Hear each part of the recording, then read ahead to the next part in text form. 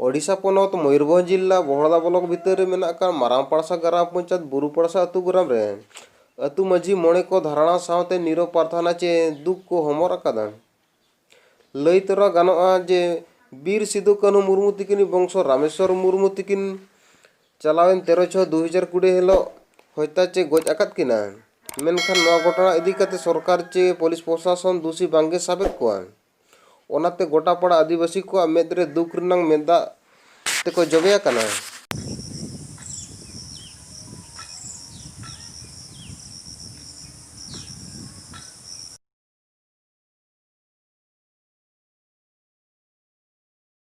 तुम लोबो हांसदा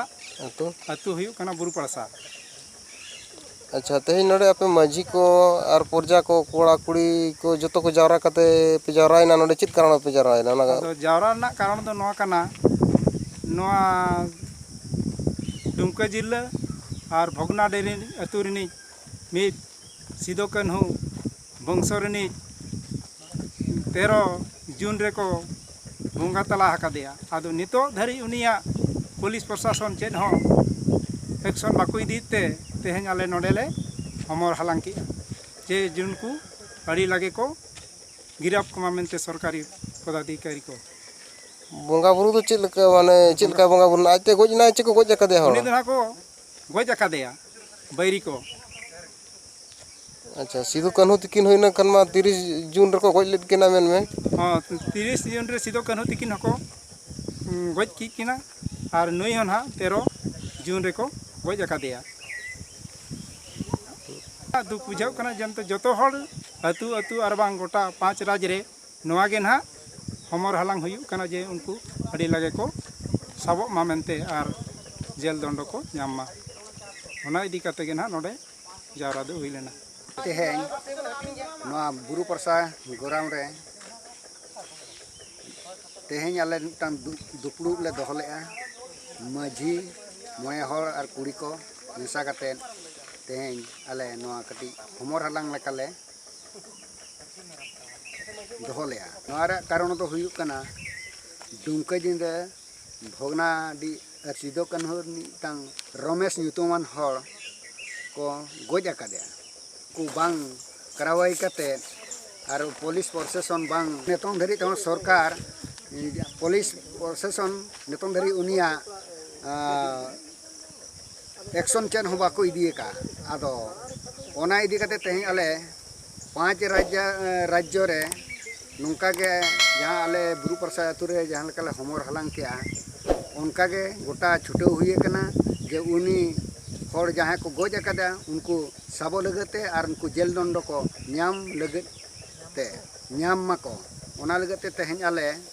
20 मिनट लगत आले थाना ले हमर हालांग के नेर के नोआ कथा दुनी मुचेत के मेना ᱧᱩᱛᱩᱢ अलिया ᱧᱩᱛᱩᱢ दो रामो मुर्मू तुम दो अरे माजो मुर्मू और आले दो नोआ ले खोजो कना पुलिस जहां रे के तहन माय जहां होड़े कांड का उनी होड़ दो साबे मा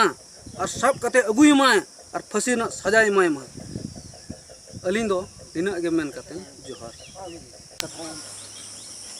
अब बुरुपाड़सा अतु माझी को मणे हर को कुड़ी को कोरा को अते हमर हालांग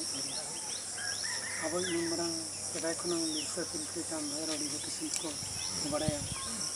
तेन दो नुई दो मिटन ये रामेश्वर मुर्मू उनको सिदो कान्हू गरम करा कान तको है नुको उन मरंग खानदान अड़क को गोज गिरी कदेया नुई चेद हो बाबू नाम दाड़े कना आदो इन मा तेहें नोइन मेन अनिम दारे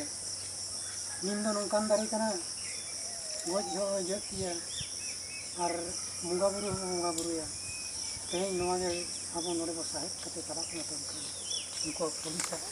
कोड़म रे जहां का बेझा सार चला उनका एकदम पुलिस कोड़म रे एकदम हाई मेन कना अडिगान गंके को लेयात बना नोआ दो भगनाडी दुमका जिले माने मित ᱧᱩᱛᱩᱢᱟᱱ हर माने सिदो मुर्मू और कान्हू मुर्मू